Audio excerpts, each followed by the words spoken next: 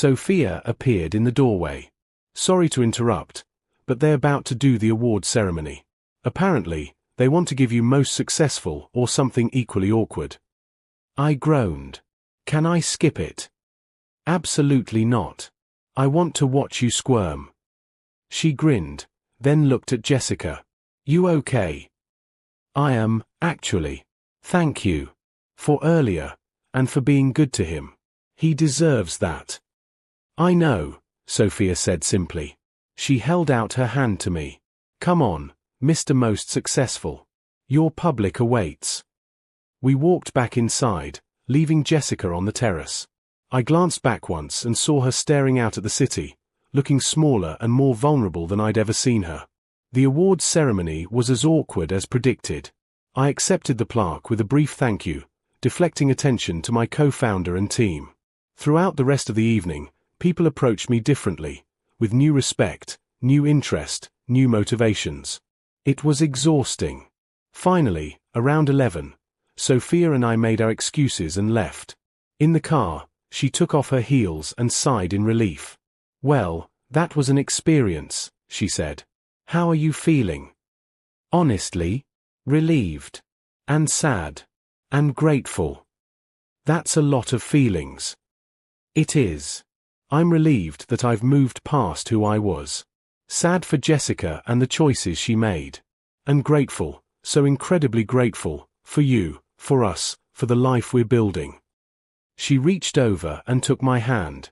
You know what I realized tonight? You don't need their validation anymore. You don't need Jessica to realize she made a mistake, or Jason to respect you, or anyone to acknowledge what you've accomplished. You've already won, Ethan. You won the moment you stopped playing their game. I pulled over to the side of the road and kissed her, deeply, gratefully, completely. Marry me, I said when we broke apart. She laughed. You already asked me that. 4 months ago.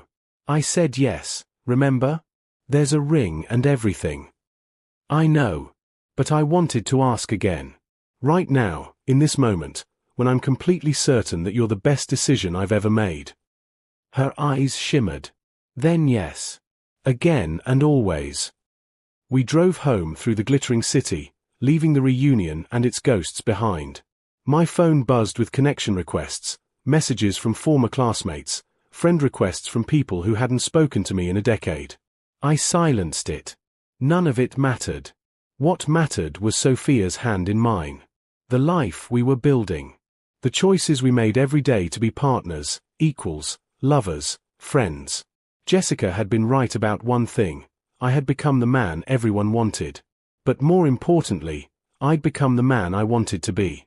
Not for revenge, not for validation, but because I'd finally learned the only approval I needed was my own. 3 months later, Sophia and I got married in a small ceremony overlooking Puget Sound. Marcus was my best man. Sarah Chen came with her wife. Even Jessica sent a card, a tasteful congratulations with no return address, just a simple note, thank you for teaching me what I should have learned years ago. Be happy. I am. And somewhere in Seattle, I hope Jessica found her own happiness too, not the exciting kind, but the real kind. The kind that comes from choosing yourself first, and then choosing someone who chooses you back. That's the kind of love that lasts. That's the kind of success that matters. And that's the kind of ending everyone deserves. 3 months after the text, Jessica sat in her childhood bedroom at her mother's house, surrounded by pregnancy books she couldn't afford and medical bills she couldn't pay. Derek had blocked her after their second fight about the pregnancy. His exact words, "Not my problem anymore." She tried calling Marcus 467 times. She knew the exact number because her phone tracked it. Each call went straight to a disconnected message. His LinkedIn was deleted. His Instagram, gone. His friends refused to talk to her. His co-worker Janet, who Jessica had befriended at the company Christmas party, would only say, "He transferred." That's all I know. It was like Marcus had evaporated. Her mother, Linda, knocked softly before entering. "Honey, we need to talk about the plan. This baby comes in 6 months." "I know, Mom." Your retail job doesn't have maternity leave. You can't afford daycare. And I can't. Linda's voice cracked. I'm already working 2 jobs to keep this house after your father left. I can't support both of you. Jessica's hand moved to her growing stomach. The ultrasound photo was tucked in her wallet. A girl. She was having a girl. I'll figure it out. How? Derek won't return your calls. Marcus is gone. You have $3,000 in savings and $18,000 in student loans. Jessica, I'm not trying to be cruel, but reality doesn't care about feelings. That night, Jessica created a new email address and sent Marcus a message. Then another. Then 10 more over the next week. All went unanswered. She hired a private investigator with money she didn't have. The PI found nothing, no new address, no forwarding information, no paper trail. Marcus had become a ghost. By month 5, Jessica's situation had deteriorated. Her apartment was gone, couldn't afford the rent. Her car was repossessed after she missed 3 payments. Morning sickness had cost her the retail job. She'd moved into her mother's spare room, sleeping on a twin bed she'd had since middle school, surrounded by boxes of baby supplies she bought on credit cards she couldn't pay. Derek's Instagram showed him in Cancun with a new girlfriend. He'd tagged her, "Best decision I ever made, leaving the drama behind." She threw her phone across the room. The baby shower was small, her mother, her sister Amy, 3 friends who still talked to her.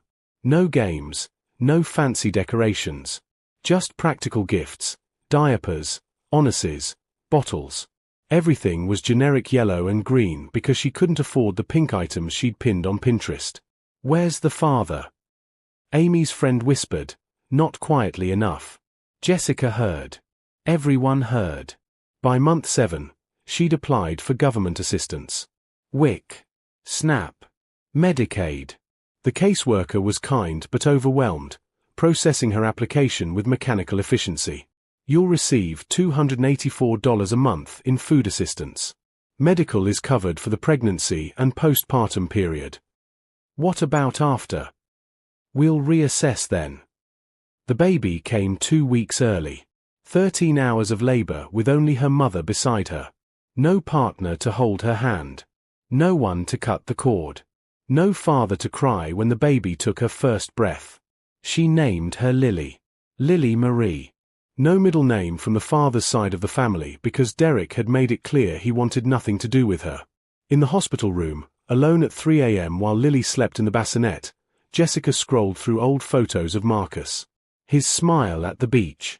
Their anniversary dinner. The selfie from their first vacation together. She'd deleted them all in anger 5 months ago but had recovered them from the cloud last week in a moment of weakness. "I made a mistake," she whispered to no one.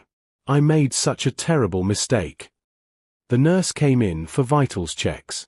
No father visiting. His, not in the picture. "I'm sorry, honey. It's hard doing this alone." Hard didn't begin to cover it. The first week home, Jessica slept maybe 10 hours total. Lily cried constantly. Nursing was painful. Her stitches hurt. Her mother tried to help but had to work. By week 3, Jessica was running on fumes and broken dreams. Derek sent one text, "Stop putting my name on official documents. I'll deny paternity." She cried for 2 hours after reading it. Meanwhile, in Austin, Marcus had just received a promotion. Senior Director of Operations. $175,000 salary. Corner office. Company car. He celebrated with his new friends at a rooftop bar, watching the sunset over the city, feeling more alive than he had in years. He never thought about Jessica. Not once. Lily was 5 now, starting kindergarten in a school that wasn't great but was free. Jessica had managed, barely, by working 3 part-time jobs, morning shift at a coffee shop, afternoon reception at a dental office, evening data entry from home while Lily slept. She'd aged a decade in 5 years. The apartment was a studio in the rough part of town. Lily slept on a twin bed in the corner while Jessica took the pull-out couch. The building had roaches. The heating barely worked. But it was theirs, and the rent was $850 a month, which was all Jessica could manage. Derek had gotten married. Jessica saw the photos on Facebook through a mutual friend's account. Beautiful wedding in Napa Valley, ironically the same place she and Marcus were supposed to go. Derek's bride was blonde, successful, child-free. The comments gushed about the perfect couple. Lily asked about her father every few months. "Why don't I have a daddy?" Jessica never knew what to say. She'd settled on, "Sometimes families look different. We have Grandma and Aunt Amy and that's enough." But it wasn't enough. Lily saw the other kids getting picked up by two parents. She saw fathers at school events. She asked why her classmate Emma got to go on a trip to Disneyland when they could barely afford the zoo. "Money is tight, baby. But we have each other." Lily was too young to understand that money is tight meant Jessica skipped meals to ensure her daughter ate. That the cute clothes Lily wore came from goodwill. That Jessica's shoes had holes she'd covered with duct tape. The breaking point came on career day. Lily came home crying because she was the only kid who brought just one parent. "Emma said I'm weird because I don't have a daddy. She said her daddy said you probably did something bad." Jessica held her daughter and cried with her, both of them broken by circumstances Jessica had created.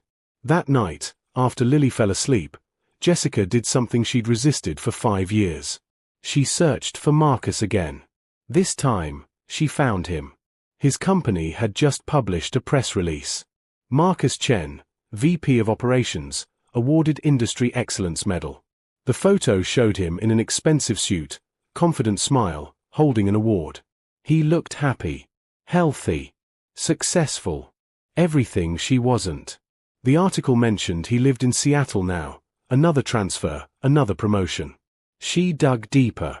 Found a public Instagram account he'd created just 3 months ago. The photos destroyed her. Marcus at Pike Place Market with a beautiful Asian woman, both laughing.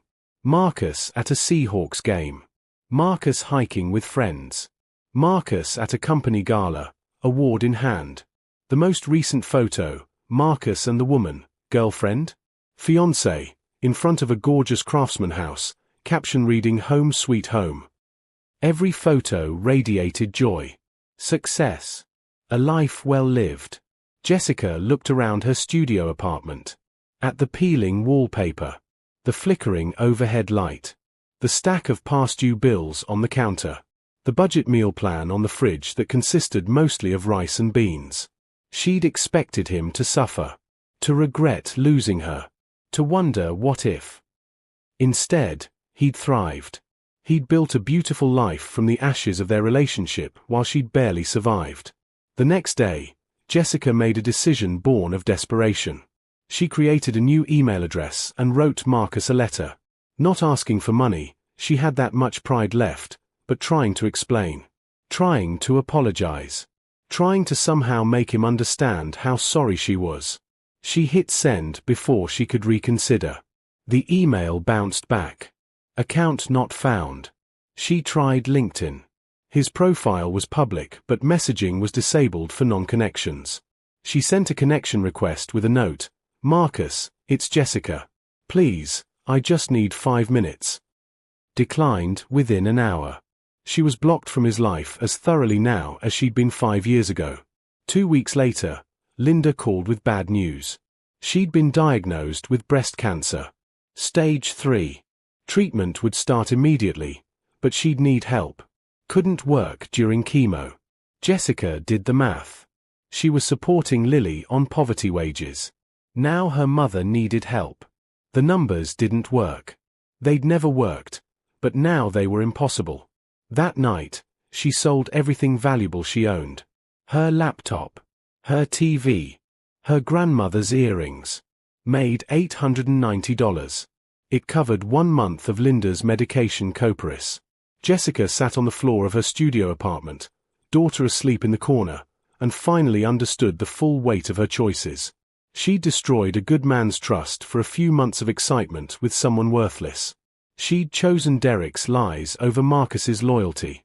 She'd gambled everything on the wrong person and lost. And Marcus had taken her betrayal and used it as fuel. He'd rebuilt himself into something better, stronger, more successful.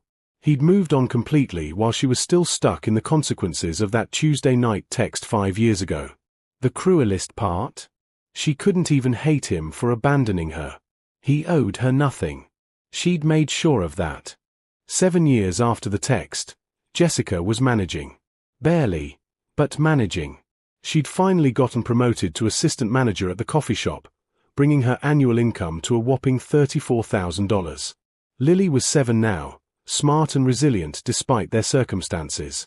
Linda had survived cancer but couldn't work anymore, living on disability. Jessica had stopped looking for Marcus years ago. That door was welded shut. Then fate, cruel and ironic, intervened. Her company sent her to Seattle for a regional managers conference. 3 days, hotel covered, per diem provided. It was Jessica's first business trip ever. She bought a blazer from Ross and tried to look professional. The conference was at a downtown hotel. Day 2, during lunch break, Jessica wandered to a nearby cafe, wanting to see how other coffee shops operated. She pushed through the door, scanning the menu board, and froze. Marcus sat at a corner table, laptop open, wearing a crisp button-down that probably cost more than her monthly rent. He looked good. Better than good. He'd aged like fine wine while she'd aged like milk left in the sun. The woman from his Instagram photos sat across from him. She was even more beautiful in person, laughing at something Marcus said, her hand resting on his. Jessica's fight-or-flight response kicked in. She should leave. Run. Disappear. But 7 years of regret, desperation, and what-ifs made her feet move forward. Marcus. He looked up. His expression went from confused to recognition to completely, utterly blank in 3 seconds. The most devastating part? He didn't look angry. He looked nothing. Like she was a stranger who'd mistaken him for someone else. I'm sorry, do I know you? His voice was polite. Detached. It's Jessica. I don't think we've met. He turned to his companion. Have I met a Jessica? The woman smiled, puzzled. Not that you've mentioned. Jessica felt like she'd been punched. Marcus, please. I know you remember. We dated. 7 years ago. You're mistaken. His eyes were glacial. I've never seen you before. He was erasing her. Right there, in public, with witnesses. Denying her existence as thoroughly as he deleted her from his life. Marcus, I just want to apologize. What I did. You're clearly confusing me with someone else. Please leave us alone or I'll call security. The woman, girlfriend, fiancée, wife, now looked concerned. Honey, should I? It's fine, she's leaving. But Jessica couldn't leave. 7 years of bottled regret exploded. I'm sorry. Okay. I'm so sorry. I was pregnant, and I panicked, and Derek promised me things, and I don't know what I thought. I made a mistake. The worst mistake of my life. Marcus's expression didn't change. I have no idea what you're talking about. We've never met. You need to leave now. I have a daughter. She's 7. She doesn't have a father because Derek abandoned us and I was so stupid. So incredibly stupid. And you disappeared. I tried to find you, to apologize, but you blocked me from everything. Security, Marcus said calmly into his phone. Table 12. Woman harassing customers. Please, Marcus. Just 5 minutes. I'm not asking for money or anything, I just need you to know how sorry. 2 security guards appeared. Large men with kind but firm expressions. You need to come with us. Jessica let them escort her out, tears streaming down her face. In the cafe window, she saw Marcus lean over and kiss his hand gentle on her cheek, comforting her after the crazy woman encounter. He never looked back at Jessica once. She was escorted from the building. The conference coordinator found her 20 minutes later, sobbing in a stairwell. They sent her home early. Personal emergency was the official reason. On the plane back, Jessica finally Googled Marcus properly. Found his wedding announcement from 8 months ago. Marcus Chen and Mai Zhong, married in an intimate ceremony in Vancouver. The photo showed them radiating happiness. Mai's hand on her small baby bump. The caption, "Starting our forever family." Marcus had everything. Wife. Baby on the way. Career. House. Happiness. And he'd pretended not to know Jessica. That was worse than hatred. Hatred meant she still mattered enough to hate. This was erasure. Complete and total indifference. That night, Jessica looked at sleeping Lily and finally accepted the truth. She'd had a good man. A man who would have loved her daughter as his own if she'd been his. A man who would have been a true partner. She'd thrown him away for a coward who ghosted her while she was pregnant. And Marcus had taken her betrayal and built something beautiful without her. He didn't need her apology. Didn't want her sorry. She was less than a footnote in his story. She was nothing. 10 years after the text that changed everything, Jessica sat at Lily's elementary school graduation ceremony. Her daughter, now 12, was receiving an academic achievement award. Jessica was proud, desperately proud, even as she noticed she was the only parent in Goodwill clothes. Linda had passed away 2 years ago. The cancer came back, aggressive and final. Jessica had held her mother's hand at the end, and Linda's last words were, "You're stronger than you know. Be happy, baby girl." But happiness felt impossible. Jessica was 35, looked 50, and worked the same coffee shop job because every attempt to move forward ended in failure. Lily was her entire world, her only success, but even that came with guilt. Guilt that Lily deserved better. Guilt that one terrible decision a decade ago had cascading consequences that never stopped. Derek had 3 kids now with his wife. Jessica knew because Lily had found his Facebook. "Is that my dad?" she'd asked, pointing to photos of Derek with his real family. Biologically, yes. But a father is someone who shows up. He's not your father. Lily had cried that night. Jessica had cried with her. After the graduation ceremony, Jessica took Lily for ice cream, a rare treat they couldn't afford. They sat in the park, watching other families play. "Mom, can I ask you something?" "Always, baby." "Do you ever regret having me?" Jessica's heart shattered. "Never. Not for one single second. You're the best thing that ever happened to me. But we're poor because of me. You work all the time because of me. You're tired because of me." "No." Jessica grabbed Lily's hands. "We're in this situation because of choices I made. Bad choices. But you're not a choice I regret. You're the one perfect thing that came from that mess." "What choices?" Jessica had never told Lily the full story. She'd said Derek left, which was true. She'd said they couldn't make it work, which was vague enough. But Lily was 12 now. Old enough for some truth. "There was a man before your father. A good man named Marcus. We were together for 2 years. He loved me, and I loved him. But I met your biological father and made a terrible mistake. I betrayed Marcus. When I got pregnant, I told Marcus, and he left. He had every right to. I destroyed his trust. Do you still love him?" Jessica thought about the question. Did she? Or did she love the stability he represented? The life she could have had? "I don't know if it's love or regret. I think about him sometimes. Wonder what our life could have been. But that's not fair to anyone. You can't live in Wafes." "Did you ever apologize?" "I tried. He wouldn't listen. And honestly, he shouldn't have to. I hurt him badly. Sometimes sorry isn't enough." They finished their ice cream in silence. On the walk home, Lily said, "I'm going to work really hard. Get scholarships. Go to college.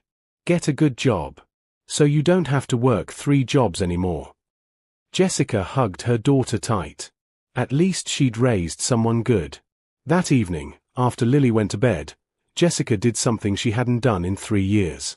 She looked up Marcus one more time. His company page showed he was now COO. There were photos from a company charity event. Marcus and Mai, with a toddler boy and pregnant with their second. They were building that perfect family. The one Jessica could have had if she'd been a better person. But this time, looking at his photos didn't hurt as much. Yes, she'd made catastrophic mistakes.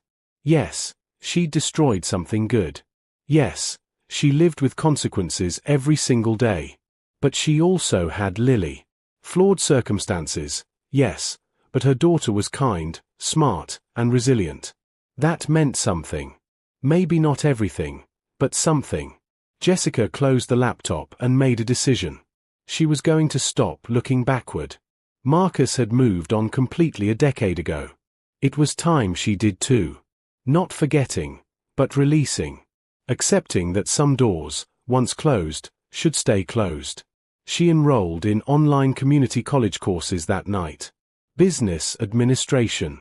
It would take years while working, but maybe, eventually, she could get better than barely managing. Lily found the enrollment confirmation the next morning. Mom, you're going to college. 12 years late, but yes. We're both going to work hard, okay? We're going to build something good. For the first time in 10 years, Jessica felt something other than regret. Not happiness. Not yet. But maybe hope. Meanwhile, in Seattle, Marcus was reading a bedtime story to his son. Mai was in the nursery, painting it yellow for their daughter arriving in 3 months. Life was peaceful. Complete. He had everything he'd ever wanted. Someone asked him at work recently if he'd ever been seriously involved before Mai. No, he'd said without hesitation. She's my first real love. It wasn't a lie. Not really. Jessica was a lifetime ago. A different person. Whatever they had was so thoroughly deleted from his memory that it might as well have never happened. He'd forgiven nothing because there was nothing to forgive. You can't forgive someone who doesn't exist in your world.